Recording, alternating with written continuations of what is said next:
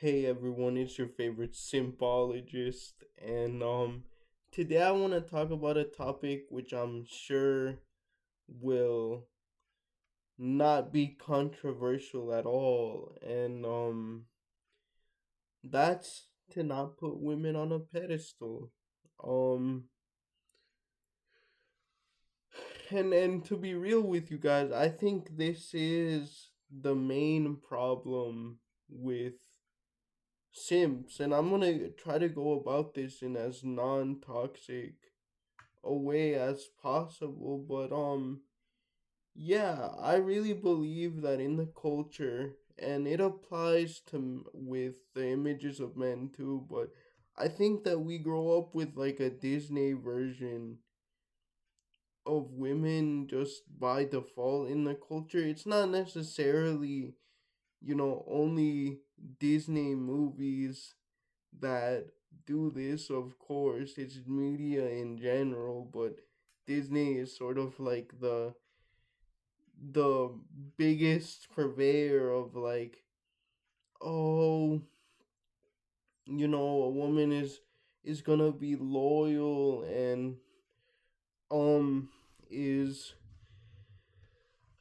gonna always have your best interest at heart, and they can do no wrong, and they're perfect and stuff like that, right? It's very much, whereas with men it's kind of like, oh, he's gonna be 6'5", he's gonna, not to say that there aren't, of course, unrealistic standards for women, but in most media it's more about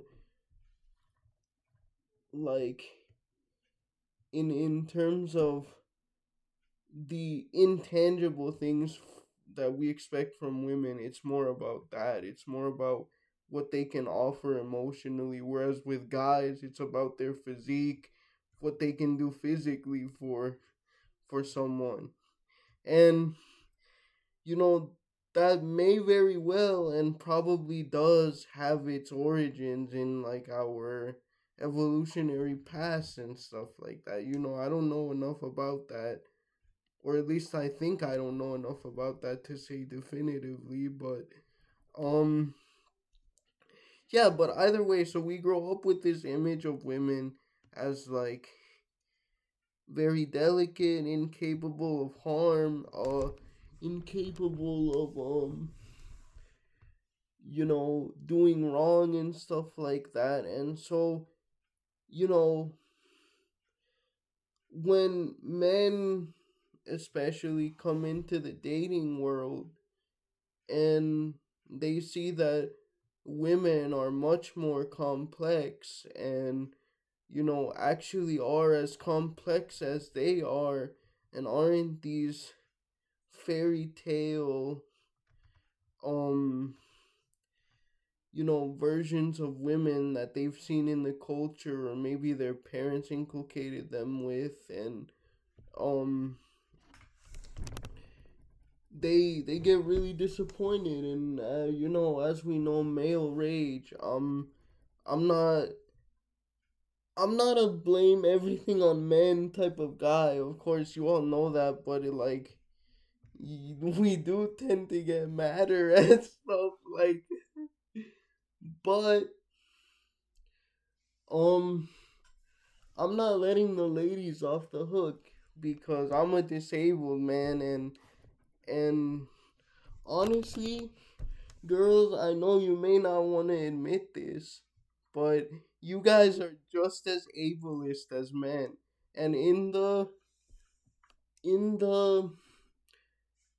um roles in life which most matter, especially to physically disabled people like myself, you guys get away with a lot of bad stuff. Um, you know, um, I myself have known about not so savory, for example, home aides or home nurses that are women that have kind of gotten away with a slap on the wrist, or if if a male home aide or male nurse engaged in the same behavior, they would immediately be terminated.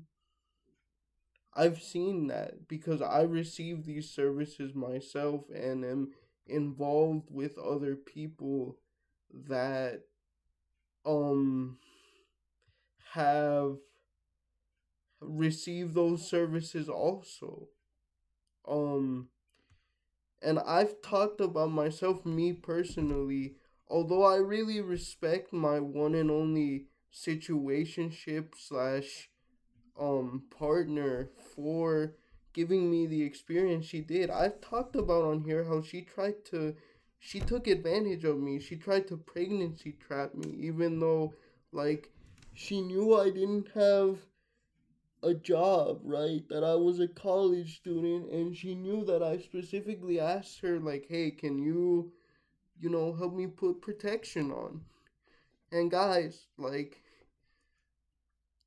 I'm spastic, and I'm ataxic, and I'm athetoid. So I literally cannot put protection on myself. Um, and at the time I let it slide because I was like, oh, I'm not gonna get um this opportunity again, or I don't know when the next time is gonna come. And you know what? I was right because I haven't been in a situation like that in 5 years, despite trying at times, although not anymore. But, you know, talking it over with other people, I realized that, like, yeah, I should have said no, but at the same time, bro, she still took advantage of me. She still did something non consensual with me, which, I'm not saying it rises to the level of grape. I don't think it does because there was still partial consent on my part. But yeah, imagine if the roles were reversed, ladies. Imagine that. Um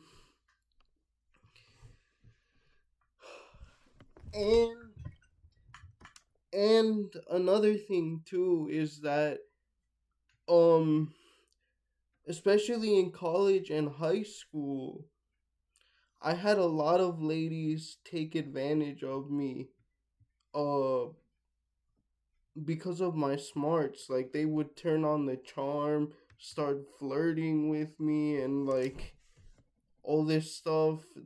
It was just a vibe difference from when they normally talk to me compared to when they wanted help on an assignment or wanted my notes. Um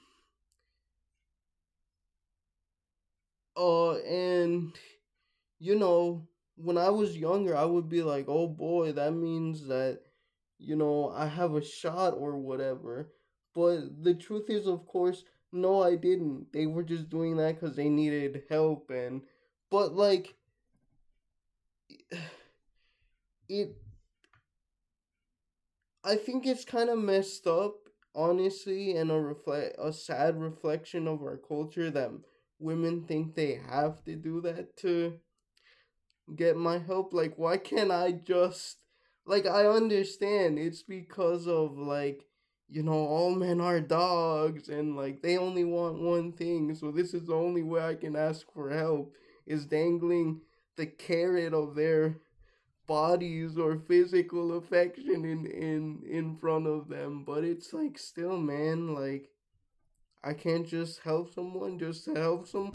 And what's funny is that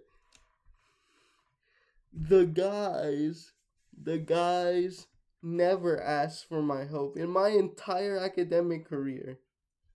High school, college, grad school. Only once did I ever have a guy come and ask me for help. It was in grad school when we were reading the Canterbury Tales in Middle English, and this guy got super freaked out. He said he didn't understand anything, so you know at the, like, I would say half an hour before class started every week while we were reading the Canterbury Tales, um I would send him like a synopsis of what I thought the that particular part of the story, um or that particular tale was about.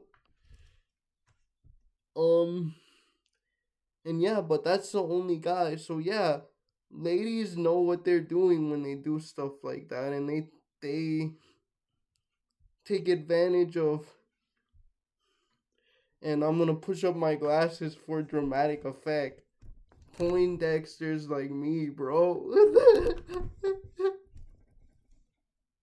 So, but my entire point is still, once more, just realize that, you know, no one, ladies included, despite what the media, despite what um your parents or whatever may tell you,